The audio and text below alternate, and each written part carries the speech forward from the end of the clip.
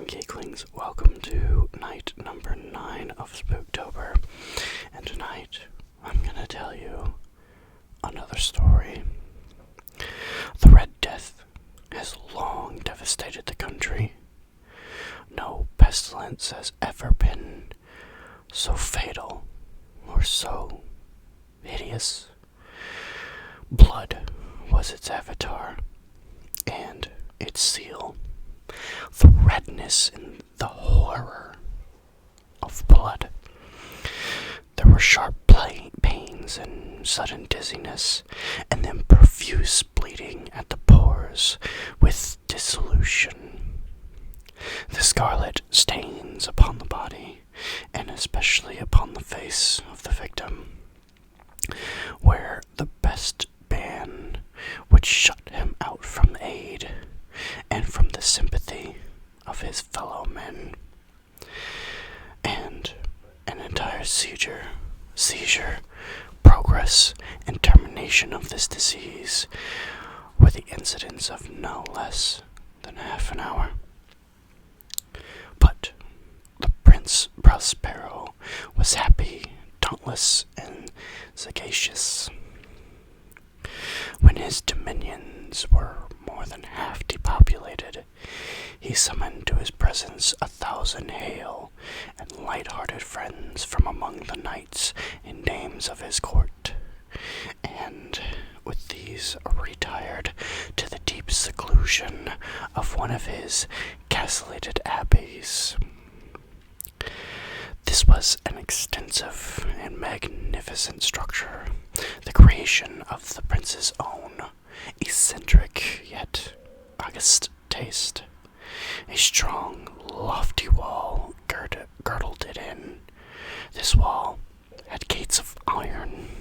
The courtiers, having entered, brought furnaces and massy hammers and welded the bolts in place. They resolved to leave the means, neither of ingress or egress, to the sudden impulses of despair or of frenzy from within. The abbey was amply provisioned with such precautions the courtiers might bid defiance to contagion. The external world would take care of itself. In the meantime, it was folly to grieve or to think. The prince had provided all the appliances of pleasure. There were jesters and improvisateurs. There were ballet dancers and musicians. There was beauty and there was wine.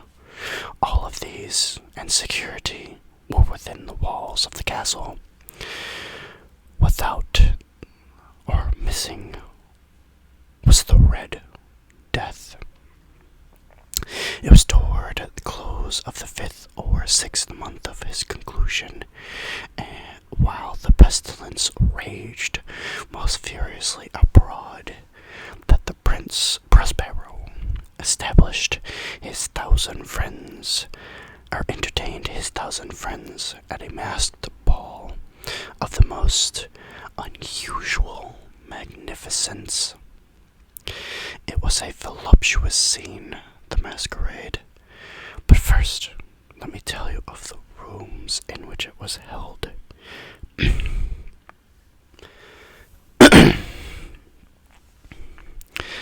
There were 7. An imperial suite. In many places, however, such suites form a long and straight vista, while the folding doors slide back nearly to the walls on either hand, so that the view of the whole extent is scarcely impeded.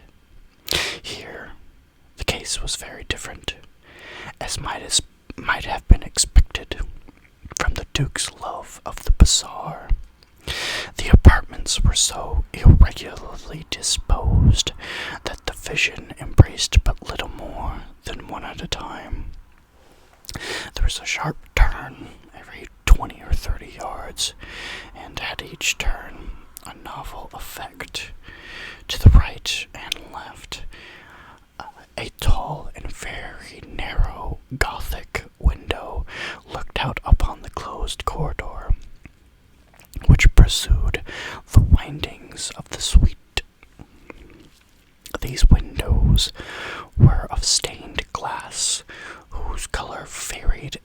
accordance with the prevailing hue of the decorations of the chamber in which it opened. That at the eastern extremity was hung, for example, in blue, and vivid blue were the windows as well. The second chamber was purple in its ornaments and tapestries. Here, the panes matched purple. The third was green throughout, and so were the casements. The fourth was furnished and lighted with orange. The fifth with white. The sixth with violet.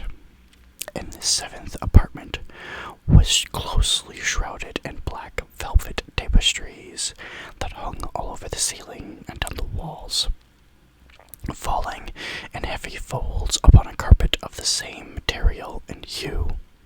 But in this chamber, the color of the windows failed to correspond with the decorations. The panes here were scarlet, a deep blood color. Now, in one of the 7 apartments, there wasn't any lamp or candle. Amid the profusion of golden ornaments that lay scattered to and fro and suspended from the roof, there was no light of any kind emanating from lamp or candle within the suite of the chambers. But in the corridors following the rooms, there stood opposite each window a heavy tripod bearing a brazier of fire that projected its rays through the tinted glass so glaringly that it illuminated each room, and thus were produced a multitude of gaudy and fantastic appearances. But in the western or black chamber, the effect of the firelight that streamed upon the dark hangings through the blood-tinted panes was ghastly in the extreme, and it produced so wild a look upon the countenances of those who entered that there were very few of the company bold enough to set foot within its precincts at all. It was in this apartment also that there stood against the western wall a gigantic clock made of pure ebony. Its pendulum swung to and fro with a dull, heavy, monotonous clang. And when the minute hand reached the circuit of the face, and the hour was to be struck, there came from the brazen lungs of the clock a sound which was clear, loud, deep, and exceedingly musical, but of so peculiar a note and emphasis that each lapse of an hour, the musicians of the orchestra were constrained to pause momentarily in the performance to listen to the sound, and thus the waltzers perforce ceased their evolutions, and there was a brief disconcert with the whole happy company. And while the chimes of the clock yet rang, it was observed that the happiest grew pale. The more aged and sedate passed their hands over their brows, as if in confused reverie or meditation. But when the echoes had fully ceased, light laughter at once pervaded the assembly. The musicians looked at each other and smiled as if their own nervousness and folly, and made whispering vows to each other that the next chiming of the clock should produce them in no similar emotion. And then, after the lapse of 60 minutes, which embraced 3,600 seconds of the time that flies, there came yet another chiming of the clock, and there was the same disconcert and tremulousness and meditation as before. But in spite spite of these things, it was a happy and magnificent party. The tastes of the Duke were peculiar. He had a fine eye for colors and effects. He disregarded the decora of mere fashion. His plans were bold and fiery, and his conceptions glowed with barbaric lustre. There are some who would have thought him mad. His followers felt that he wasn't. It was necessary to hear and see and touch him to be sure that he was not. He had directed, in great part, the movable embellishments of the 7 chambers upon occasion of this great feat, and it was his own guiding taste which had given character to the masqueraders. Be sure, though, however, they were grotesque. There was much glare and glitter, piquancy and phantasm, much as what has been since seen in Hernani. There were arabesque figures with unsuited limbs. There were delirious fancies such as the madman fashions. There were much of the beautiful, much of the wanton, much of the bizarre, too much of the terrible, and not a little of that which might have been excited disgust.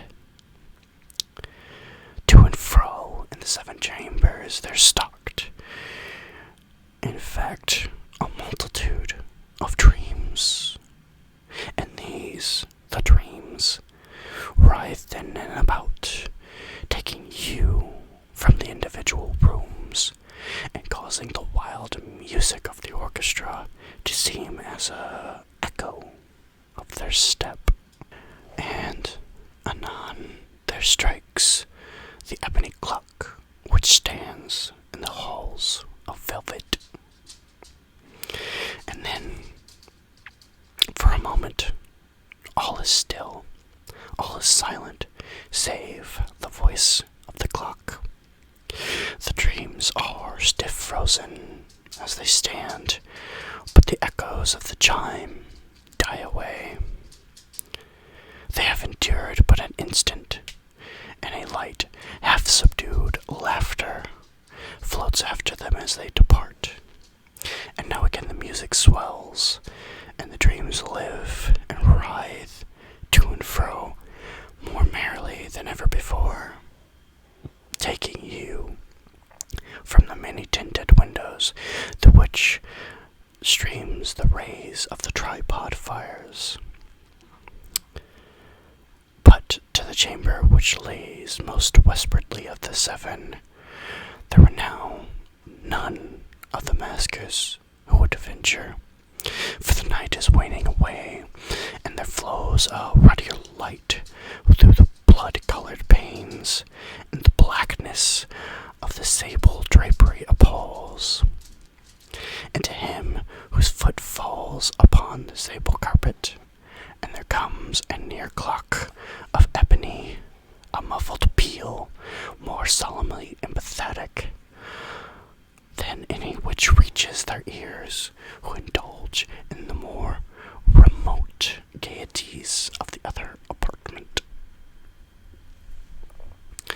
But these other apartments were densely crowded, and in them beat feverishly the heart of life, as the party went willingly on, until at length there commenced the sound of midnight upon the clock. It is then that the music had just ceased, as I have told, and the evolutions of the waltzers were quieted. There was an uneasy cessation of all things as before, but now there were 12 strokes to be sounded by the bell of the clock, and thus it happened, perhaps, that more of thought crept imaginations of the thoughtful among those who partied, and those too, it happened, perhaps, that before the last echoes of the last chime of the 12 had utterly sunk into silence, there were many individuals in the crowd who found leisure to become aware of the presence of the masked figure, which had arrested the attention of no single individual before, and the rumor of this new presence having spread itself whisperingly around, there arose at length a buzz or murmur, and expressive of disapprobation and surprise, then, finally, of terror, of horror, of disgust. In an assembly of phantasms as such as I have painted, it may well be supposed that no ordinary appearance could have excited such sensation. In truth, the masquerade license of the night was nearly unlimited, but the figure in question had out-Heroded King Herod, and gone beyond the bounds of even the prince's indefinite decorum. There were no chords in the hearts of the most reckless which cannot be touched without emotion, even with the utterly lost, to whom life and death are equally jests. There are matters in which no jest or joke can be made. The entire party, indeed, seemed now deeply to feel that in the costume and bearing the stranger neither wit nor propriety exists. The figure was tall and gaunt, shrouded from head to foot in the habiliments of the grave. The mask which concealed the visage was made so nearly to resemble the countenance of a stiffened corpse that the closest scrutiny must have had difficulty in detecting the cheat. And yet, all this might have been endured, if not approved, by the insane partiers, but the mummer had gone as far as to assume the type of the Red Death.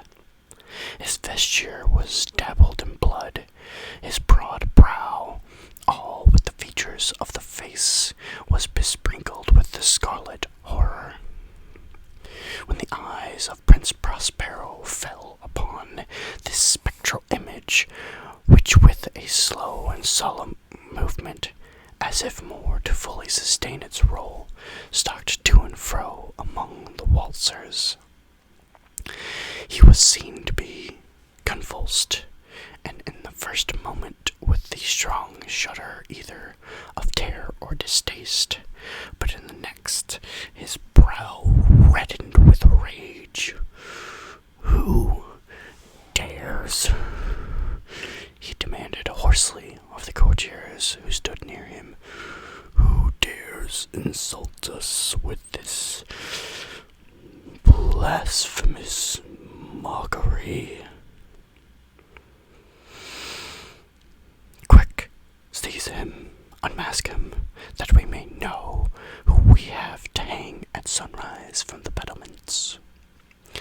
In the eastern or blue chamber in which stood the prince, as he uttered these words, they rang out through the 7 rooms loudly and clearly, for the prince was a bold and robust man, and the music had become hushed at the waving of his hands. It was in the blue room, where the prince stood, that a group of pale partiers by his side. At first he spoke. There was a slight rushing movement of this group in the direction of the intruder, who at the moment was also near at hand, and now with deliberate and staid step made closer approach to the prince. But from a certain nameless awe with which the mad assumptions of the mummer had inspired the whole party, there were found none So, impeded, he passed within a yard of the prince's person, and while the vast assembly, as if with one impulse, shrank from the centers of the room to the walls, he had made his way uninterruptedly, but with the same solemn and measured step, which had distinguished him from the first, through the blue chambers to the purple, through the purple to the green, then to the orange, to the white, to the velvet, ere decided not a single movement had been made to attempt to arrest him.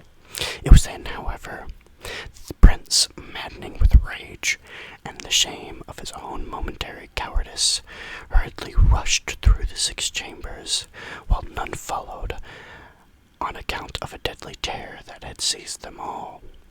He bore aloft a drawn dagger, and approached in rapid impetuosity to within 3 to 4 feet of the retreating figure, when the latter, having attained the extremity of the velvet apartment, turned suddenly and confronted his pursuer. There was a sharp cry as the dagger dropped, gleaming under the sable carpet, upon which, instantly afterwards, fell prostrate in death the prince Prospero. Then, summoning the wild courage of despair, a throng of the partiers at once threw themselves into the black apartment, seizing the figure, who stood tall and motionless within the shadow of the ebony clock, and grasped in unutterable horror at finding the grave, grimace, and corpse-like mask which they had handled so violently a rudeness, untenanted by any tangible form. And now it was acknowledged the true presence of the Red Death. The Reaper. He had come like a thief in the night, and one by one he dropped the partiers in blood-soaked halls of their revel, and each died in the despairing posture of his fallen scythe.